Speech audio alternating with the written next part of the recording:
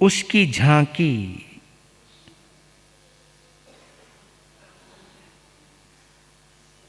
अपनी श्रद्धा की आंखों से, आस्था की आंखों से, श्रद्धा की दृष्टि से देखने का प्रयास कीजिएगा।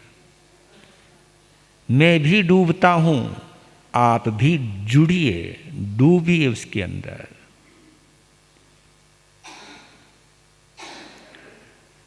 आज से 2552 वर्ष पहले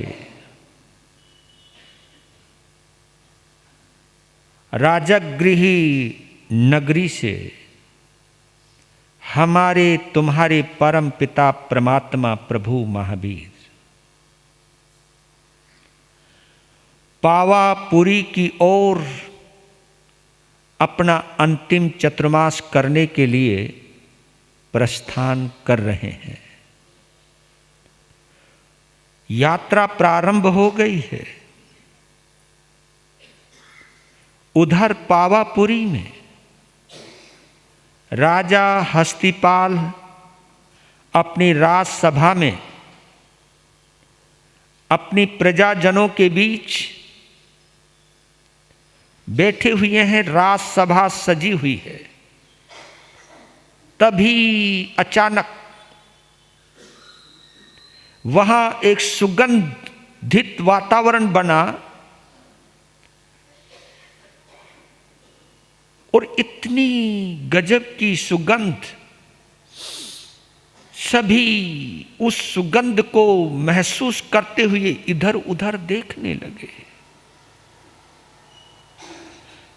पूरी राजसभा एक दिव्य सुगंध से भर गई।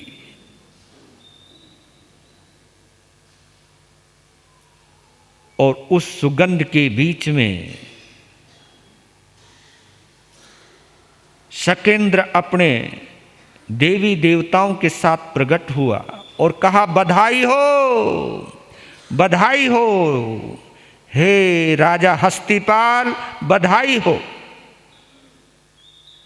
क्योंकि भगवान महावीर ने राजगृही नगरी से पावापुरी की ओर विहार कर दिया है, पावापुरी पधार रहे हैं। आप अंदाजा लगा सकते हो इस सूचना ने, क्योंकि वो चौथा आ रहा है, इस सूचना ने राजा हस्तिपाल के समस्त आत्म प्रदेशों को, रोम रोम को खुशियों से भर दिया। पूरी सभा उठ गई।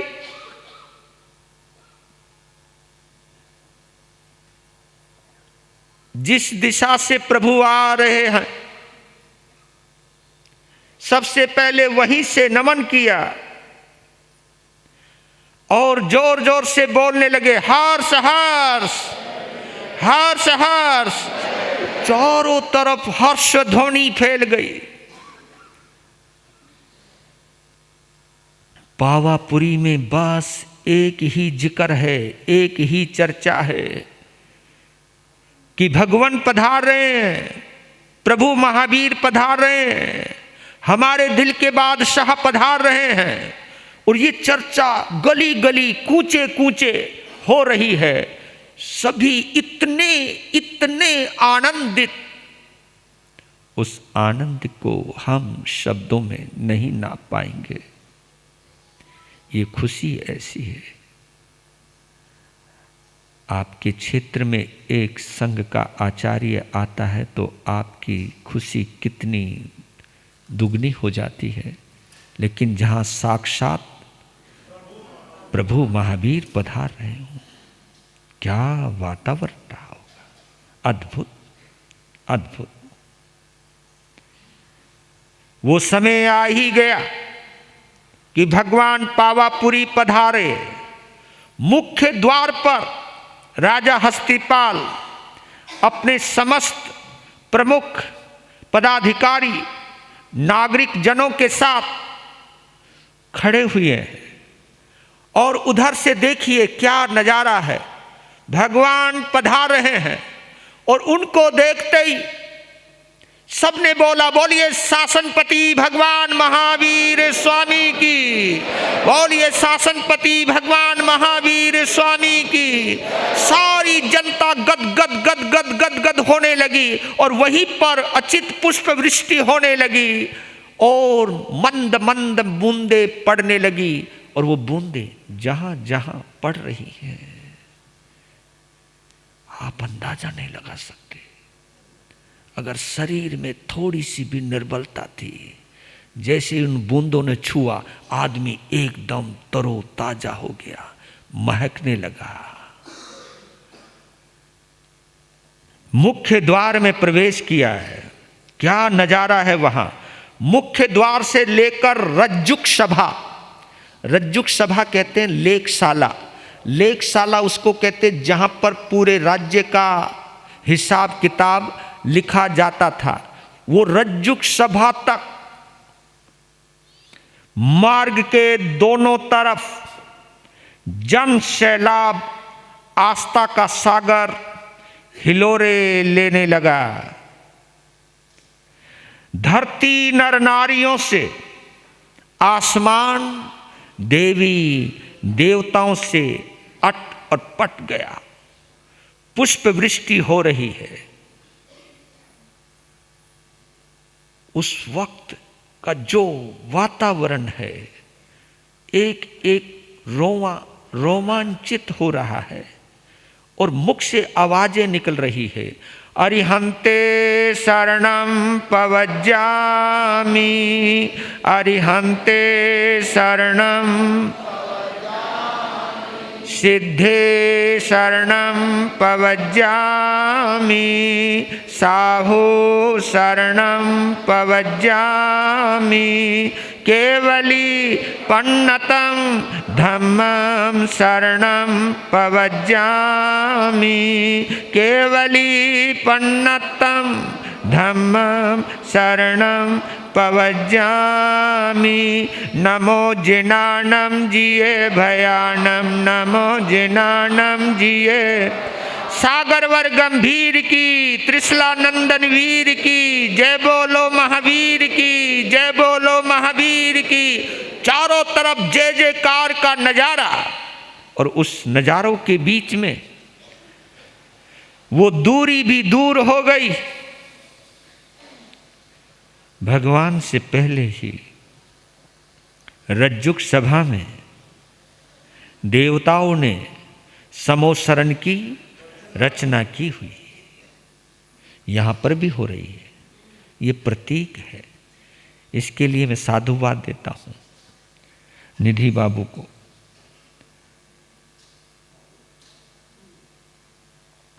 भगवान समोसरण में विराजमान हुए, क्या नजारा था। अगर आप, और दूसरी बात और कह रहा हूं आपको, महसूस करना, ये नजारा लेने के लिए अगर सुबह सुबह आप यहां आए हैं, ऐसा हमारा मन कहता है। क्या पता जितने हम बैठे हैं, हम भी उस जन्म में किसी ना किसी रूप में हों, क्योंकि ये जो भी वातावरण मिलता है हमको बिना संयोग के नहीं मिलता है। हम भी होंगे, हम भी होंगे। वो तो पार हो गए, हम अभी बीच भंवर में हैं। लेकिन क्या पता हमारी भी नैया किनारे लगने वाली हो। ये हमें अवश्य भाव रखना चाहिए कि ऐसा वातावरण जो मिलता है, तो प्रतिदिन धर्म सभा का आयोजन होने लगा। उस समोसरण में जीवन के, धर्म के, कर्म के गुह्यतम रहस्यों से साक्षात्कार होने लगा। यही फर्क है समो शरण में, यही फर्क है इस आम धर्म सभा में।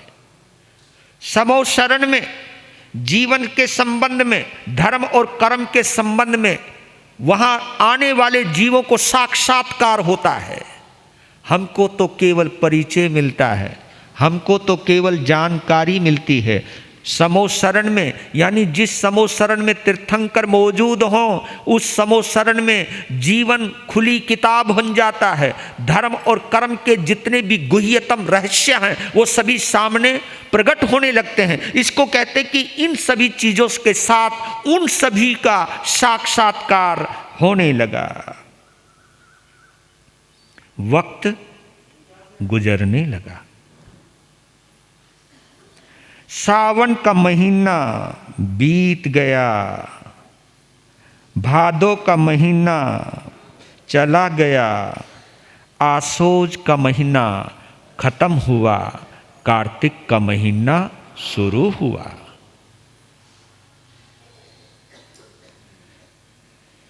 कार्तिक बदी त्रयोदशी की मध्य रात्रि, जिसे हम धनतेरस की रात्रि कहते हैं, मध्य रात्रि में अंतिम समो शरण की रचना प्रारंभ होती है।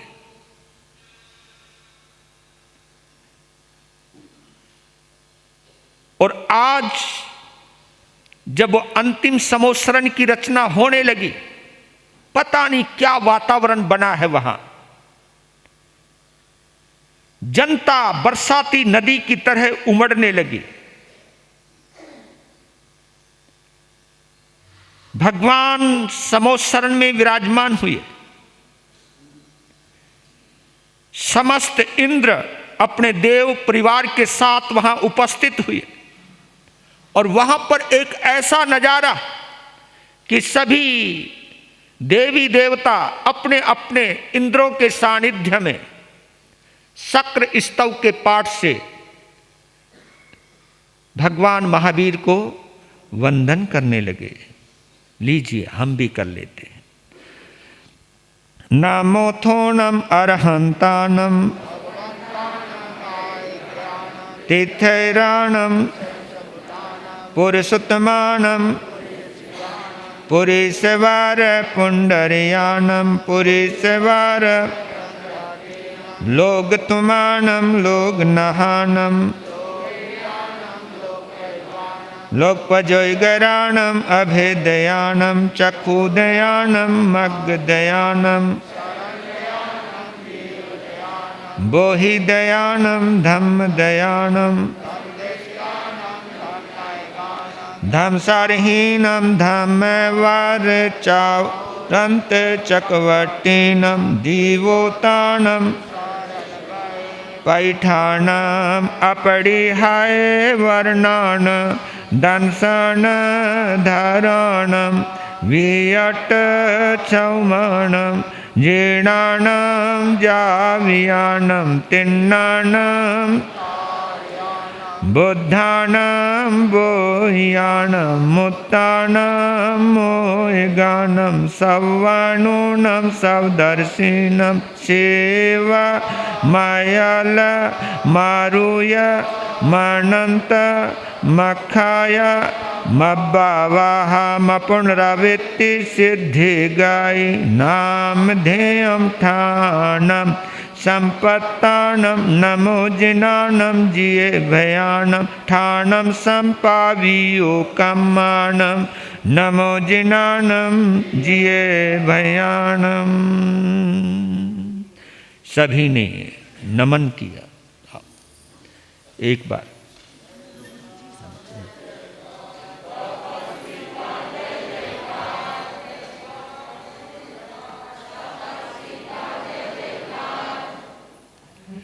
बैठी।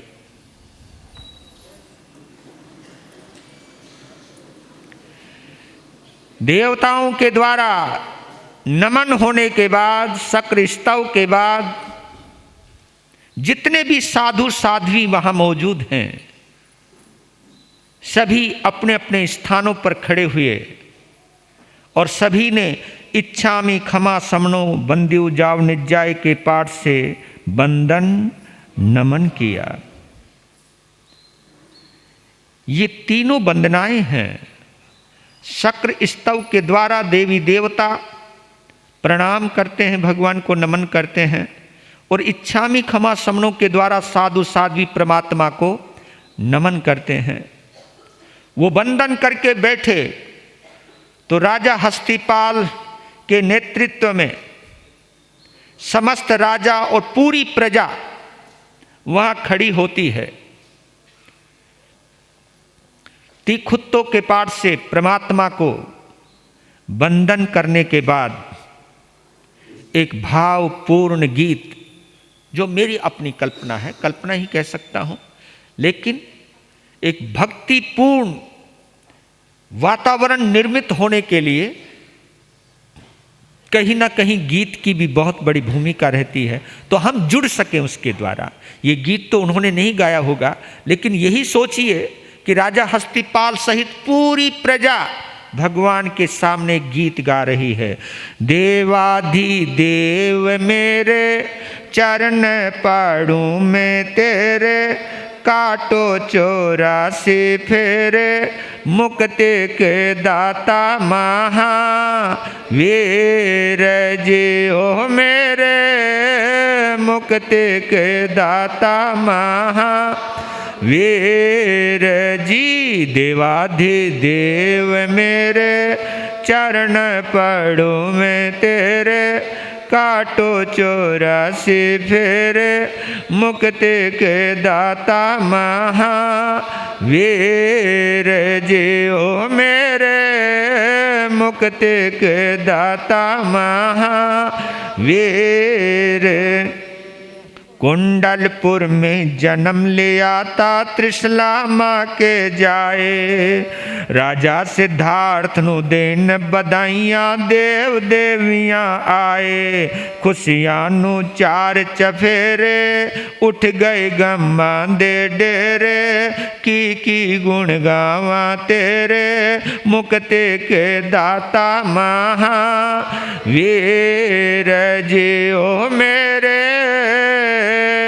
मुक्ति के दाता महावीर जी। देवाधिदेव मेरे चरण पड़ूं मैं तेरे, काटो 84 फेरे, मुक्ति के दाता महावीर जी ओ मेरे, मुक्ति के दाता महावीर। सत्य अहिंसा का दुनिया को तूने पाठ पढ़ाया, सत्य अहिंसा का दुनिया को तूने पाठ पढ़ाया। स्यादवाद का झंडा ऊंचा दुनिया विच लहराया, स्यादवाद का झंडा ऊंचा दुनिया विच लहराया। कीते उपकार बथेरे तारे पापी जह मेरे, की गुण गावा तेरे, मुक्ति के दाता महावीर जी ओ मेरे,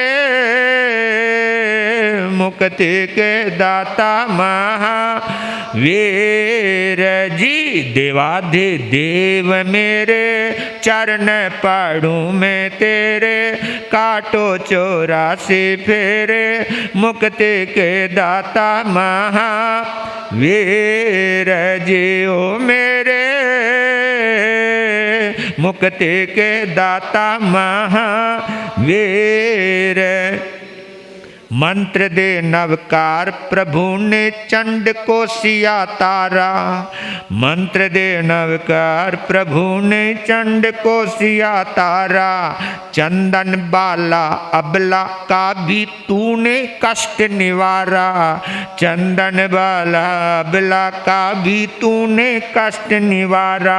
बियल बलिहारे तेरे कर लो सेवक नु नेड़े, की गुण गावा तेरे, मुक्ति के दाता महावीर जी ओ मेरे,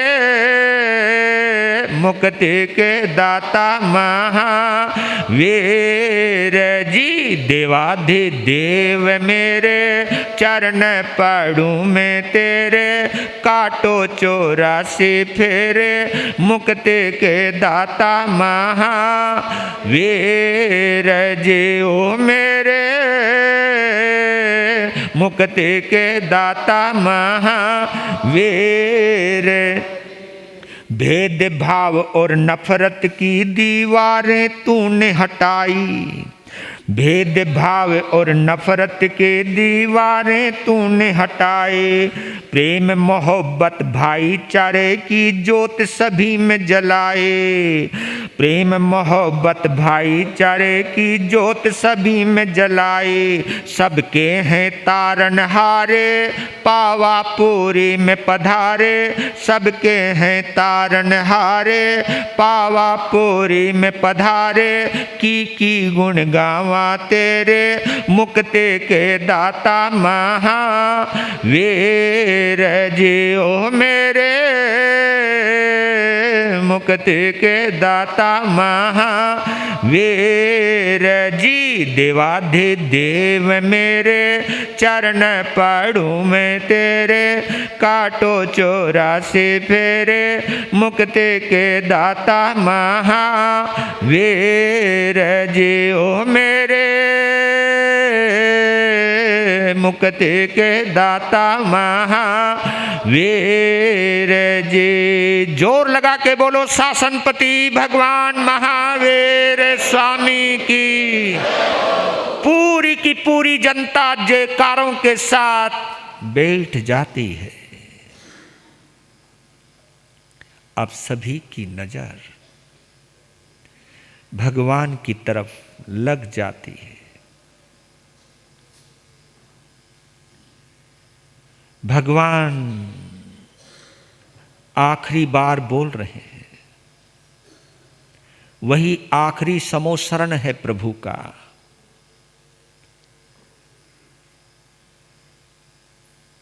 और भगवान ने कुछ बातें की हैं, बोला है, वो आप सुने। भगवान कहने लगे,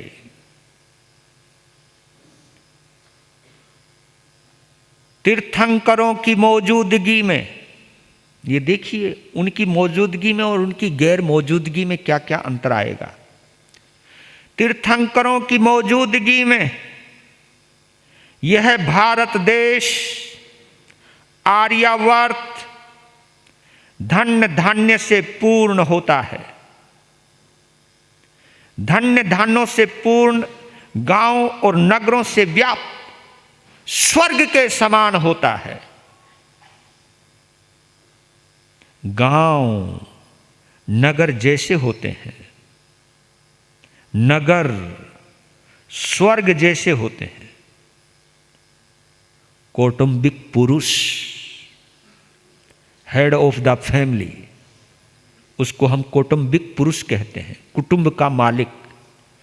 कौटुंबिक पुरुष राजा के समान होता है और राजा कुबेर के समान समृद्ध होता है।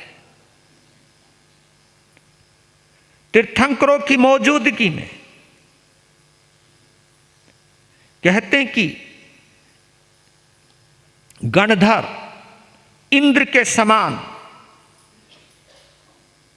साधु साध्वी तथा माता और पिता देवी देवताओं के समान पूजनीय होते हैं। सास ससुर माता पिता के समान आदरणीय होते हैं तथा बहू बेटियों के समान लाडली होती है। तीर्थंकरों की मौजूदगी में जनता धर्माधर्म के विवेक से युक्त होती है, विनीत होती है, सत्य संपन्न होती है, देव धर्म गुरु के प्रति समर्पित रहती है तथा सदाचार से युक्त होती है। कब? जब तीर्थंकर इस धरती पर मौजूद रहते हैं। विज्ञजनों का आदर होता है, कुल परंपरा शील और विद्या से संपन्न होती है। तीर्थंकरों की मौजूदगी में धरती पर कभी अकाल नहीं पड़ता। राजा सदाचारी होता है और संत जीवन से साधु साध्वी श्रावक और श्राविका 5 भावनाओं से जुड़े हुए रहते हैं। ज्ञान भावना, दर्शन भावना, चरित्र भावना, तप भावना और वैराग्य भावना। इन 5 भावनाओं से साधु साध्वी श्रावक और श्राविका जुड़े हुए रहते हैं। इतना जीवन पवित्र होता है उनकी उपस्थिति मात्र से। अब जब तीर्थंकर, चक्रवर्ती, वासुदेव, प्रतिवासुदेव, बलदेव आदि सभी जब अतीत हो जाएंगे, भूतकाल का हिस्सा बन जाएंगे, तो केवल ज्ञान और मन प्रवेश ज्ञान का लोप हो जाएगा। तीर्थंकरों की अनुपस्थिति में, उनकी गैर मौजूदगी में अब जब तीर्थंकर आदि सब अतीत हो जाएंगे तो ये सब चीजें खत्म होने लगेंगी। क्या क्या खत्म होने लगेगा कि केवल ज्ञान और मन प्रयोग ज्ञान खत्म हो जाएगा। इस देश की स्थिति कर्मशः प्रतिदिन प्रतिकूल होती ही चली जाएगी, प्रतिकूल होती ही चली जाएगी। मनुष्यों में क्रोध, मान, माया, लोभ आदि कसाय बढ़ने लगेंगे, जिनकी वजह से विवेक घटने लगेगा, मर्यादाएं छिन्न भिन्न होने लगेंगी, धर्म घटेगा, पाप बढ़ेगा। कब? जब तीर्थंकर इस धरती पर नहीं रहेंगे। गांव शमशान जैसे होने लगेंगे, नगर प्रेतलोक जैसे होने लगेंगे, सज्जन दास बन जाएंगे, दुर्जन राजा बन जाएंगे। और ये शब्द आपने भी सुना होगा, रामचंद्र कह गए सिया से, ऐसा कलयुग आएगा, हंस चुगेगा दाना पानी, कौवा मोती खाएगा। ये वही बतला है। मत्स्य न्याय के बलबूते पर सबल निर्बल को दबाने लग जाएगा,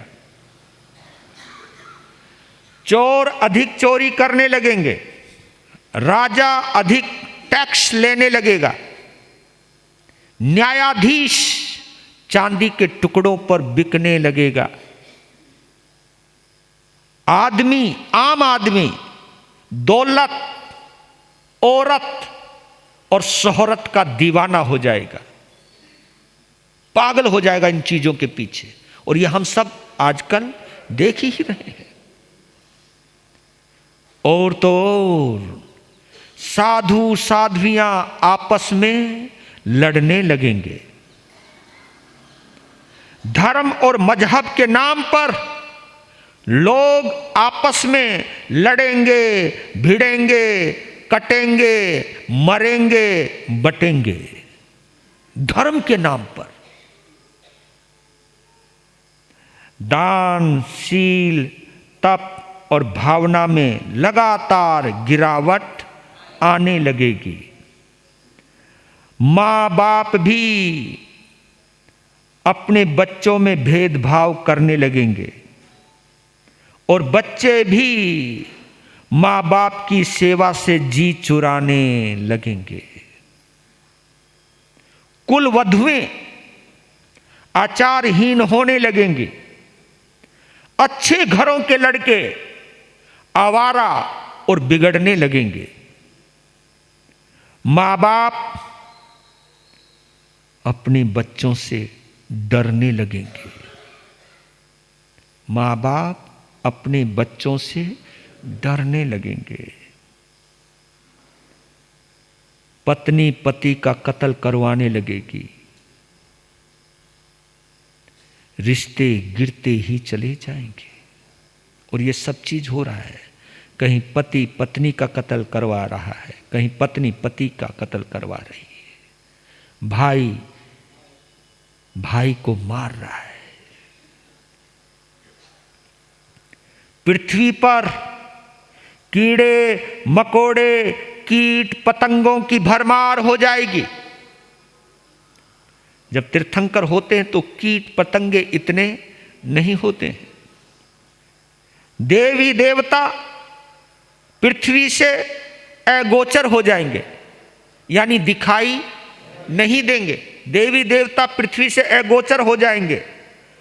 तांत्रिक क्रियाएं बढ़ने लगेंगी। भूत प्रेतों का जमावड़ा होने लगेगा। तांत्रिक क्रियाएं होने लगेंगी। और कुछ उत्तम चीज हैं जिनमें लगातार गिरावट आएगी, जिसमें मंत्र है, तंत्र है, औषधि है, मणि है, पुष्प है, फल है, रस है, रूप है, आयुष्य है, रिद्धि है, सिद्धि है, आकृति है, ऊंचाई है। ये सब जो उत्तम चीजें हैं इनमें लगातार गिरावट आने लगेगी।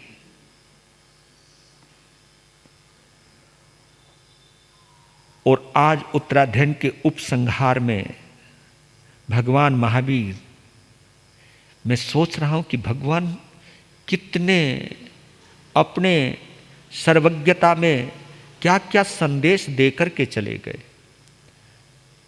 कहा कि तीर्थंकरों की गैर मौजूदगी में 5 प्रकार की भावनाएं साधु साध्वी श्रावक श्राविकाओं में बढ़ने लगेगी। वो पहले जो भावना बोली थी असंक्लिष्ट भावना, और यह है संक्लिष्ट भावना, जिसको कहते कि कांदर्पी भावना, आभियोगी की भावना, किलविशी की भावना, आसुरी भावना, मोही भावना।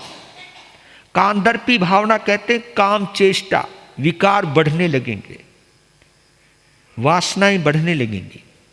साधु साधियों में भी, श्रावक और श्राविकाओं में भी ये बीमारी बढ़ने लगेगी। अभी योगी की भावना के लिए बोला है कि मंत्र तंत्र आदि का प्रयोग बढ़ने लगेगा।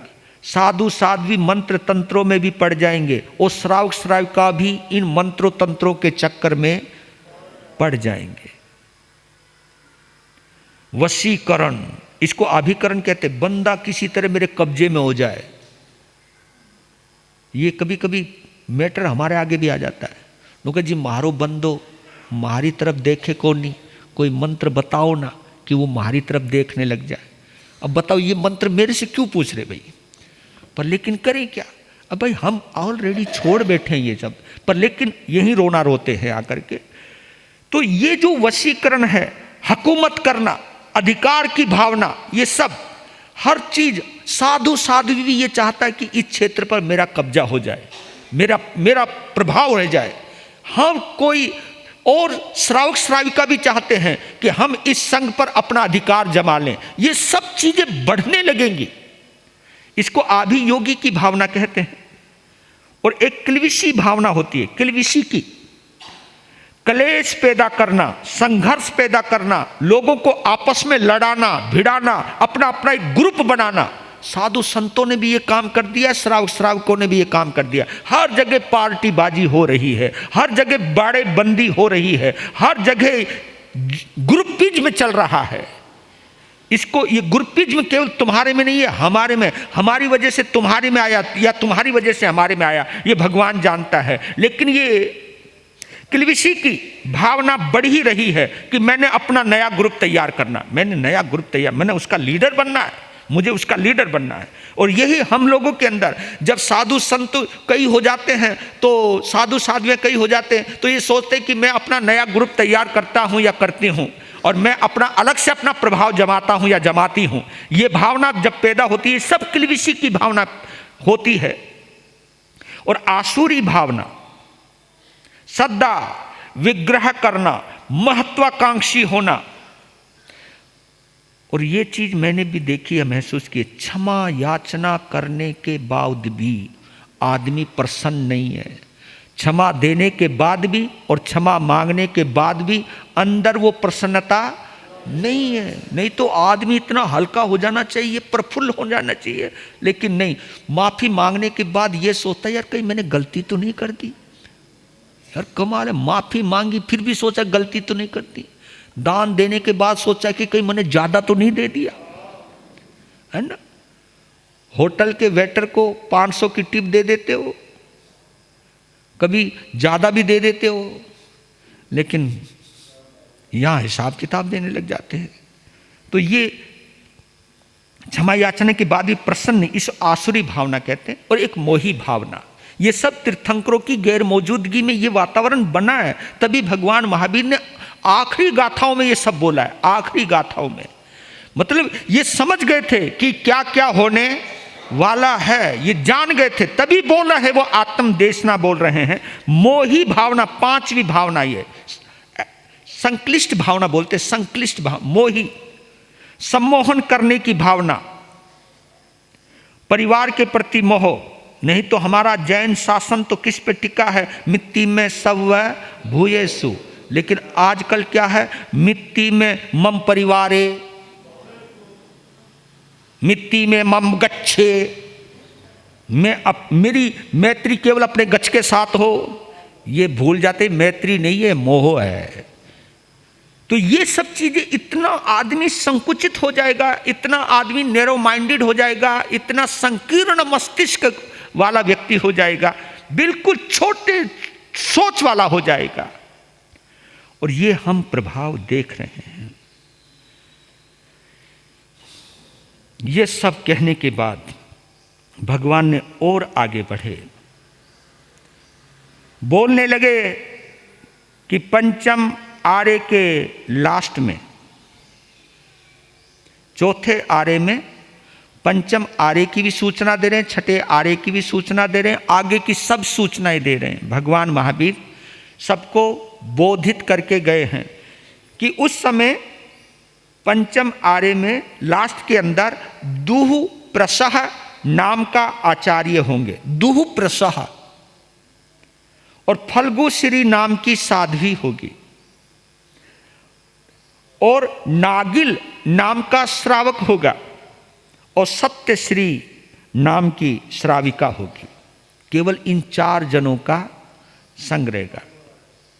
दुह प्रसह, फल्गुश्री और नागिल और सत्यश्री, ये 4 जनों का चतुर्विध। देखो जी, इन चारों का ही चतुर्विध होगा। और मैंने बोला था केवल 10वें कालिक सूत्र के 4 अध्ययन रह जाएंगे। उस वक्त जब एंड हो रहा होगा, ये जो जिस आरे में हम बैठे हुए हैं, ये पंचम आरा है, इस आरे के एंड में विमल वाहन नाम का राजा होगा और सुमक नाम का महामंत्री होगा। धीरे धीरे मनुष्य का शरीर घटते घटते घटते छोटा हो जाएगा, और बड़ी से बड़ी उम्र उस वक्त 20 वर्ष की रहेगी। बड़ी से बड़ी उम्र 20 वर्ष की रहेगी। आरे के अंतिम दिन, जो आरे का लास्ट डे होगा, अंतिम दिन प्रातःकाल चरित्र धर्म नष्ट हो जाएगा, यानी साधु साध्वी का स्वर्गवास हो जाएगा, और श्रावक श्राविका भी, इसको चरित्र धर्म कहते हैं। मध्याह्न में राजधर्म नष्ट हो जाएगा, यानी राजा मंत्री सब नष्ट हो जाएंगे, और अपराह्न में तकरीबन 3 बजे के करीब अग्नि का विच्छेद हो जाएगा, अग्नि नष्ट हो जाएगी। 21,000 वर्ष के इस पंचम आरा जिसका नाम है दुखमा, इसका नाम क्या है? दुखमा के व्यतीत होने पर इतने ही वर्षों का छठा आरा दुखमा दुखमा शुरू हो जाएगा। और उसके शुरुआत में क्या होगा कि दुखमा दुखमा आरे के प्रारंभ में प्रचंड वायु चलेगी, तूफान चलेगा और तेजाबी बरसात होगी। इसका यहां लिखा है नाम प्रलयंकारी मेघ, जो प्रलय लाएंगे। तेजाबी बरसात तेजाब की होगी, यानी आदमी जैसी उस बरसात में भीगेगा गलना जलना शुरू हो जाएगा और फिर भी भागेगा, बेतहाशा भागेगा। इसमें सब कुछ तबाह हो जाएगा। ये जितने भी बने बनाए मकान हैं ताश के पत्तों की तरह उड़ जाएंगे, उखड़ जाएंगे। और उस भगदड़ के अंदर भागते भागते मानव और पशु बीज मात्र शेष रह जाएंगे। और वे सभी जो उस वक्त गंगा और सिंधु नदी के किनारे बने हुए बिलों के अंदर जो घुस गया वही बच जाएंगे। उनको भी भूख लगेगी तो वो लोग पानी में जो मछलियां हैं उनको पकड़ेंगे, रेत में दबाएंगे, शाम को खाएंगे। ऐसा वातावरण हो जाएगा। और ये भी होगा कि जब कुछ खाने को नहीं मिलेगा तो आदमी आदमी को खाने लगेगा। ये जब दृश्य खोलने लगे तो भगवान के अंदर की करुणा बोलने लगी, जाग जाओ, जाग जाओ। हमें इस छठे आरे में जन्म लेना ना पड़े, ऐसा कुछ यत्न कर जाओ, ऐसा कुछ काम कर जाओ। अगर हमारा जन्म तुम्हारा जन्म छठे आरे में हुआ तो क्या होगा, इसका हिसाब यहां आ गया है। इस छठे आरे के पश्चात इस पांचवें के बाद आएगा छठा दुखमा दुखमा। तो इस छठे आरे की पूर्णाहुति के बाद, क्योंकि यह है अवसर्पणी काल, क्या है? अवसर्पणी काल। और इसके बाद आने वाला है उत्सर्पणी काल। अवसर्पणी काल इसलिए कहा गया है कि इस आरे की शुरुआत सुखमा सुखमा से हुई और इसका एंड दुखमा दुखमा से होगा। सुखमा सुखमा से हुई, दुखमा दुखमा से एंड होगा। और उसकी शुरुआत दुखमा दुखमा से होगी और एंड सुखमा सुखमा से होगा। अवसर्पणी काल कहते हैं ऊपर से नीचे आना, सुख से दुख में आना, इसको अवसर्पणी काल कहते हैं। उत्सर्पणी काल कहते हैं दुख से सुख की ओर जाना, उसे उत्सर्पणी काल कहते हैं। उत्सर्पणी काल का पहला आरा आएगा, वह भी दुखमा दुखमा ही होगा। यानी अवसर्पणी काल का छठा आरा दुखमा दुखमा और उत्सर्पणी काल का पहला आरा दुखमा दुखमा, वो भी दुखमा दुखमा। और वो भी 21,000 साल का। ये जो पंचम आरा है ये भी 21,000 साल का है। और छठा आरा जो होगा, पर वो तो दुखमा दुखमा है, वो 21,000 साल का। और जो उत्सर्पणी काल का पहला आरा होगा वो भी दुखमा दुखमा। तो 42,000 साल किसको कहते हैं? 42,000 साल का ये दुखमा दुखमा दोनों आरे लगातार आएंगे। अवसर्पणी काल का लास्ट और उत्सर्पणी काल का प्रथम। 42 साल का दुख भोगने के बाद दूसरा आरा प्रारंभ होगा। इस पंचम आरे के समान होगा वो, इस पंचम आरे के समान होगा। इसमें उस सर्पणी काल के दूसरे आरे में शुभ की शुरुआत होगी, शुभ की शुरुआत होगी। इसके आरंभ में देखिए, पंचम आरे के एंड में तेजाबी बरसात हुई है और उस सर्पणी काल के दूसरे आरे के प्रारंभ में पुष्कर मेघ, क्षीर मेघ, घृत मेघ, अमृत मेघ और रस मेघ, ये मेघ 5 प्रकार के बादल क्रमशः 7 दिन रात लगातार 35 दिनों तक लगातार बारिश होती रहेगी, लगातार बारिश होती रहेगी। तब जाकर ये जमीन कुछ हरी भरी होगी।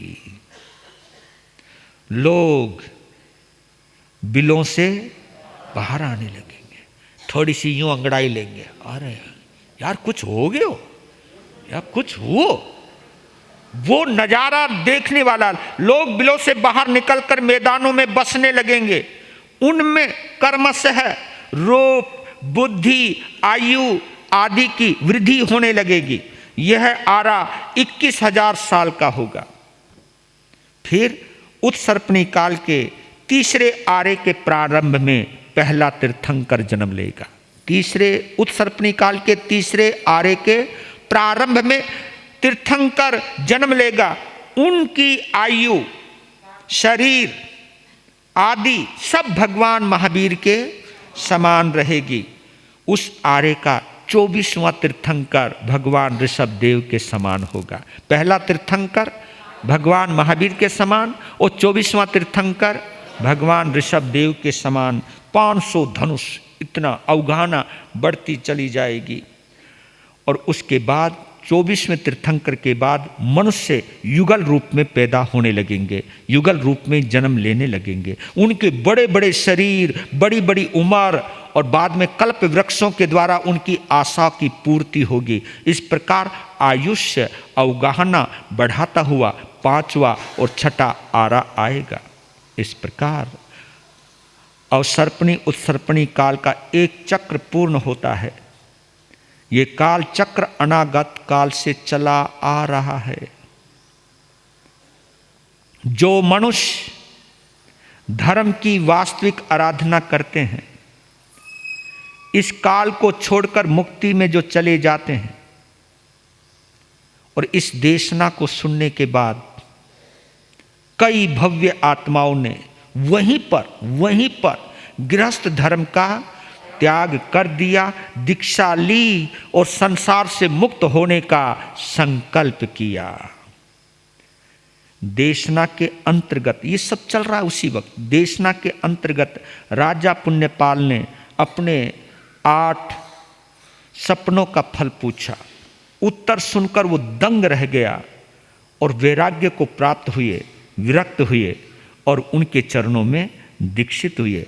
राजा हस्तिपाल, जिनकी रज्जुक सभा में भगवान महावीर का अंतिम चतुर्मास चल रहा है,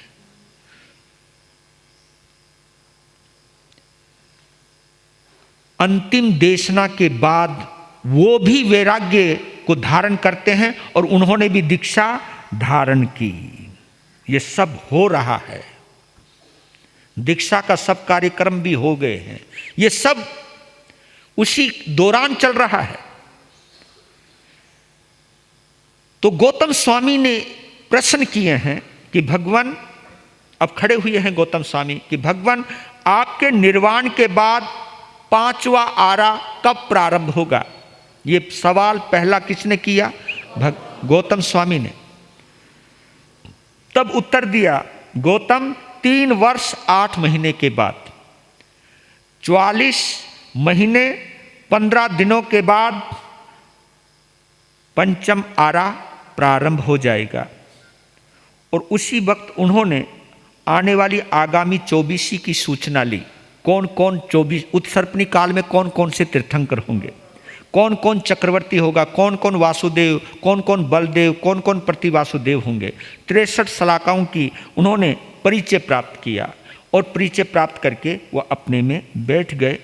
लेकिन उस वक्त दीपावली का अपराह्न का समय हो गया था। जैसे वो बैठने लगे, भगवान ने कहा, गौतम जी भगवान दया पालो। दया पालो, ये हम बोलेंगे, वो नहीं बोले। दया पालो, जाओ देव शर्मा ब्राह्मण को प्रतिबोध देने के लिए आपको जाना है। और देखो कितने भोले, तुरंत जी भगवान जो आज्ञा, ये कहा और चल दिए। यही तो फर्क है। अगर हम और तुम होते, क्यों, हाँ या क्यों, मैं ही क्यों, मैं ही क्यों। लेकिन यही तो फर्क है कि आजकल ये खूब चलाते हो। उस जमाने में यही था, जी भगवान, टैट, इतनी विनम्रता, इतनी भद्रता। उन्होंने कहा गौतम जाओ, कहा कि टैट प्रतिबोध देने जाओ, तुरंत चले गए।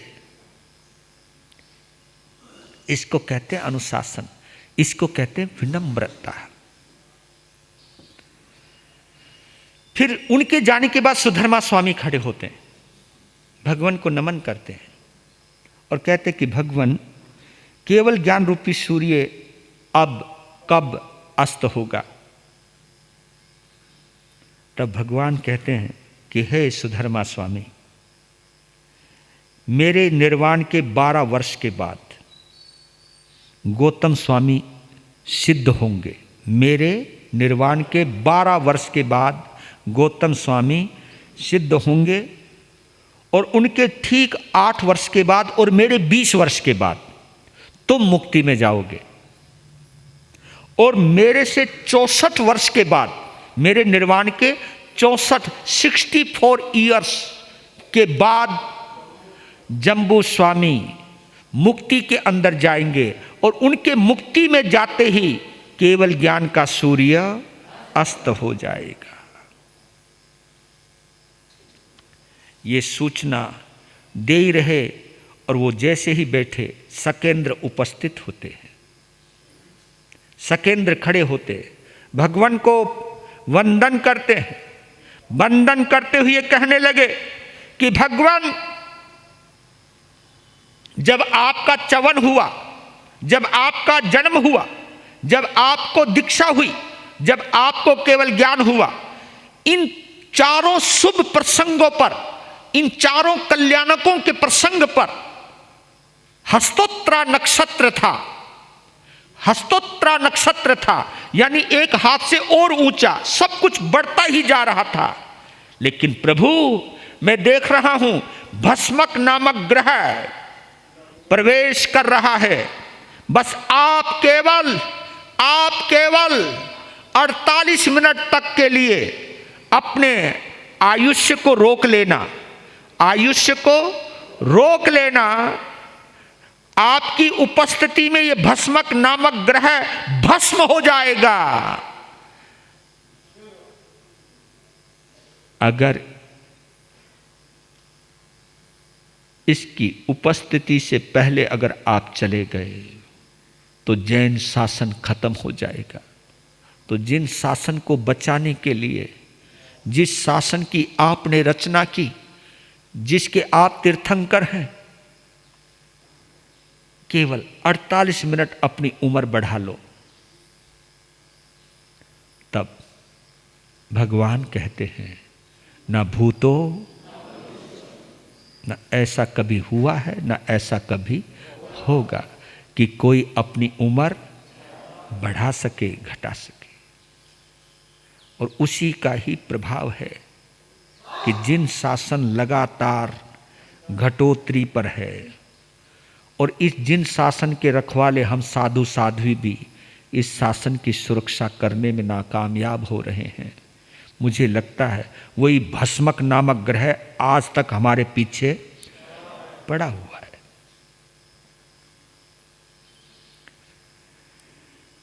भगवान की अंतिम देशना चल रही है और ठीक रात्रि, मध्य रात्रि आ गई है। उत्तराध्ययन सूत्र का जैसे ही 36वां अध्ययन पूरा हुआ, 37वां अध्ययन माता मरु देवी का शुरू हुआ, वैसे ही भगवान एक बार समोसरण पर खड़े हुए और फिर अपना आसन बदला। बादर मन वचन काया योग को रोक लिया, फिर सूक्ष्म मन वचन काया योग को रोका।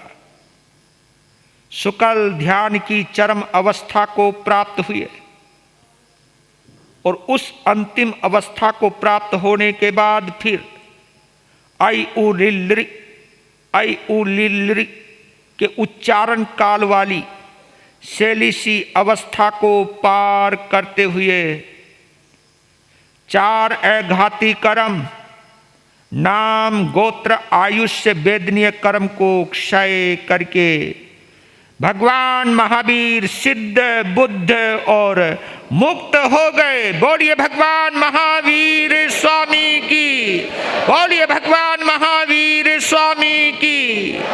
और वही सब कुछ शांत हो गया, सब कुछ शांत हो गया।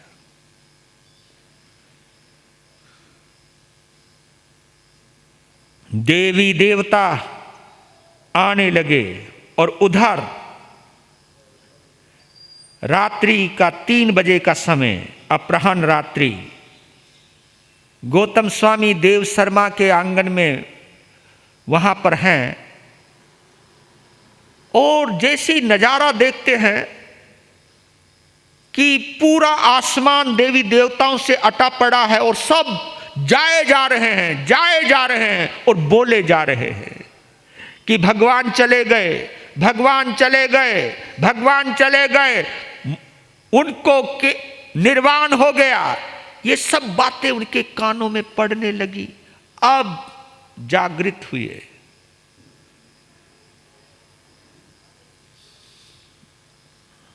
क्योंकि देवी देवताओं की उपस्थिति में मध्य रात्रि, अमावस्या की रात है, लेकिन देवी देवताओं की उपस्थिति विमानों की चमक से रात रात ही मालूम नहीं दे रही है। और उसके बीच में वही कोलाहल, उस कोलाहल में ये शब्दावली का संपर्क गौतम स्वामी के कानों से हुआ। अब देखिए, जो बचा हुआ मोह था वो अब क्या तरंग पैदा करता है। नहीं तो भगवान गौतम स्वामी का मोह कोई किसी को नुकसान देने वाला नहीं था, बस नुकसान देने वाला था उनके केवल ज्ञान को रोका हुआ था। जैसे ये सुना, जिसको कहते हैं ना शॉक्ड हो जाना, एकदम शॉक्ड हो गए, एकदम शून्य हो गए कि क्या हुआ ये। और उसी शून्यता में वो बोलने लगे, भगवान ये आपने क्या किया। पहली बार जिंदगी में शिकायत के शब्द निकले हैं भगवान के लिए। ये भगवान आपने क्या किया, इस अवसर पर मुझे दूर क्यों किया। क्या मैं बालक की तरह आपको पकड़कर मुक्ति में जाने से रोक लेता।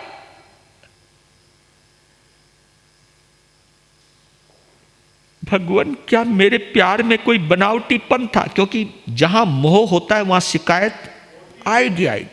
क्या मेरे प्यार में बनावटीपन था। अगर मैं भी आपके साथ मुक्ति में चला जाता तो क्या वहां जगह छोटी पड़ जाती। भगवान, क्या मैं आपके लिए बोझ बन गया था, जो आपने मुझे बीच समोसरण से बाहर निकाल दिया, मुझे अंतिम समय में अपने से दूर कर दिया। अब मैं किसके चरण कमलों में बैठूंगा। उस मनोहर मूरत को देखकर अपनी आंखों को तृप्त करूंगा। उनके समाधानी शब्दों को सुनकर के मैं अपनी शंकाओं का निवारण करूंगा। प्रभु, मैं तो अब तुम्हारे बिना नहीं रह पाऊंगा। और ये कह करके बच्चों की तरह गौतम स्वामी रोने लगे, हिचकियां बंध गई, बच्चों की तरह रोने लगे, सिसकियां बंध गई।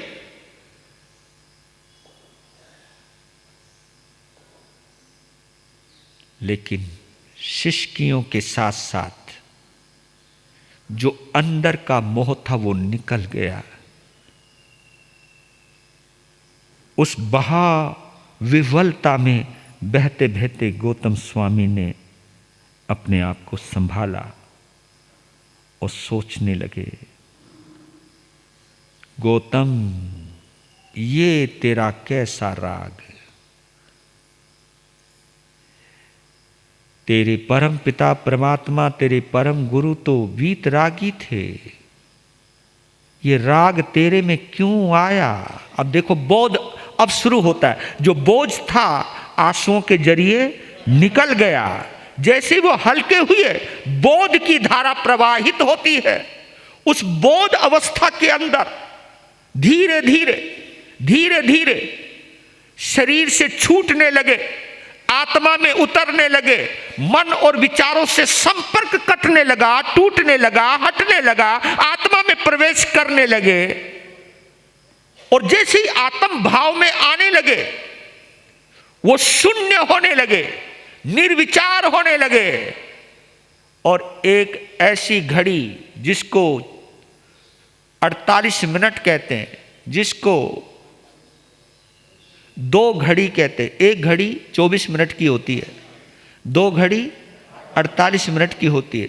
2 घड़ी आत्मा के साथ में रहे मोहनीय कर्म से टूट गए तो कर्मों से भी छूट गए। कर्मों से छूटे तो उनको केवल ज्ञान हुआ। बोलिए केवल ज्ञानी गौतम स्वामी भगवान की, बोलिए केवल ज्ञानी गौतम स्वामी भगवान की। इसलिए कहता हूं कि दीपावली की रात बड़ी महत्वपूर्ण है। इसी रात में दीप बुझा और इसी रात में दीप जला, इसी रात में दीप बुझा और इसी रात में दीप जला। यही इस दीपावली की रात का महत्व है। और सुबह जब आए, वो देखो अब चाल बदल गई है गौतम स्वामी की। गए थे कदमों में एक ऐसी चाल होगी, लेकिन जब आए तो बिल्कुल वीतराग की जो चाल होती ना, वो हम लोग तो क्या समझ पाएंगे, क्योंकि अभी तो हम तो रागी हैं, हम तो जमे हुए हैं जी। वो उपरत हैं। उनके आने का और उनकी बोध स्वरूप जो स्थिति है, जैसी वो प्रवेश करते उधर इधर अंत्येष्टि का वक्त हुआ। सुर असुर के जितने भी इंद्र थे सब अपने अपने परिवार के साथ वहां पहुंचने लगे और उनकी आंखों में आंसू थे। उनको लगता था कि अब हम अनाथ हो गए, अब हम किन के लिए समोसरण की रचना करेंगे। एक काम था पवित्र, अब उस काम से भी हम महरूम रह जाएंगे, अब उससे भी हम दूर हो जाएंगे। पर लेकिन जैसे ही सोचा कि भगवान ने अपना लक्ष्य प्राप्त कर लिया है, क्योंकि भैया मोह तो कहेगा क्यों गए, लेकिन मैत्री भाव ये कहेगा। यही तो मैं कहता हूं कि कभी कभी अच्छे साधक साधिकाएं गुजरते हैं साधना करते हुए, तो शिष्य शिष्याएं रोते हैं। लेकिन मुझे गुरु के स्वर्गवास पर मुझे एक बोध मिला था कि अब मेरे गुरु, क्योंकि बीमार थे, कभी हॉस्पिटल जाते थे, कभी कोई हाथ लगाता था उनको तो वो बड़े परेशान होते थे। तो मैंने इतना ही सोचा कि अब मेरे गुरुदेव के वेदनीय कर्म का क्षय हो गया है। अगर उन्होंने अच्छी साधना की है तो अच्छी गति में गए हैं, उनका प्रमोशन हुआ है, प्रमोशन के ऊपर कभी रोना नहीं चाहिए। ये भाव हमें आए तो हम संभलते चले गए, तो यही भाव हमें लाने चाहिए। तो उस वक्त सकेंद्र ने सभी सभा बुला ली सकेंद्र ने आदेश दिया देवताओं को, जाओ नंदनवन से गोशीर्ष चंदन लेकर के आओ, क्षीर सागर से जल लेकर के आओ। क्षीरोदक लाए गए और उनके भगवान के पार्थिव शरीर का स्नान करवाया गया। उस शरीर के ऊपर विलेपन किया गया, दिव्य वस्त्र ओढ़ाए गए और दिव्य शिविका के ऊपर भगवान को बैठाया गया। सकेंद्र, ईशानेन्द्र, चमरेंद्र, बलेंद्र, चारों इंद्रों ने उस शिविका को उठाया।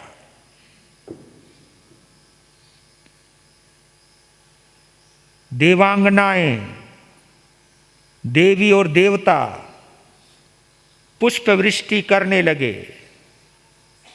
श्रावक और श्राविका भाव विह्वल होकर भगवान की उस अंतिम यात्रा में चलने लगे। फिर उस जगह लाए गए जहां पर गोशीर्ष चंदन की चिता तैयार की गई थी, वहां भगवान को रखा जाता है। अग्नि कुमार देवता को आदेश दिया सकेंद्र ने, अग्नि प्रज्वलित कीजिए। अग्नि प्रज्वलित होती है। वायु कुमार देवता को कहा कि अब हवा चलाइए। आग और हवा के संयोग से आग भड़कने लगी और जो भी सामग्री थी आग को प्रज्वलित करने की, सब देवी देवताओं ने अपनी दृष्टि से यह करना शुरू किया। देखते ही देखते वहां पर चिता जब जल गई तो मेघ कुमार देवता की ओर दृष्टि डाली कि बारिश की जाए। चिता शांत हो गई। सकेंद्र ने बाएं, ये सीधे हाथ की तरफ वाली जो दाढ़ है वो निकाली और अपनी रत्न मंजूषा के अंदर उस दाढ़ को रखा। ईशानेन्द्र ने उल्टी तरफ की ऊपर दाढ़ ली, वो अपनी रत्न मंजूषा में रखी। और चमरेंद्र ने सीधे हाथ की दाढ़ ली, बलिंद्र ने उल्टे हाथ की दाढ़ ली। देवताओं ने कुछ दांत लिए, कुछ हड्डियां ली और जितने भी श्रावक और श्राविका थे चिता की राख ली, लेते चले गए, लेते चले गए। फिर बाद में वहाँ एक स्तूप की, रत्न स्तूप की रचना की और इस प्रकार महावीर की ये अंतिम निर्वाण की कथा पूर्ण हुई।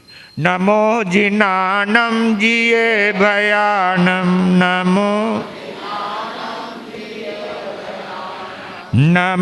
जिनानम जिये भयानम, नमो जिनानम। बोलिए शासनपति भगवान महावीर स्वामी की, बोलिए शासनपति भगवान महावीर स्वामी की।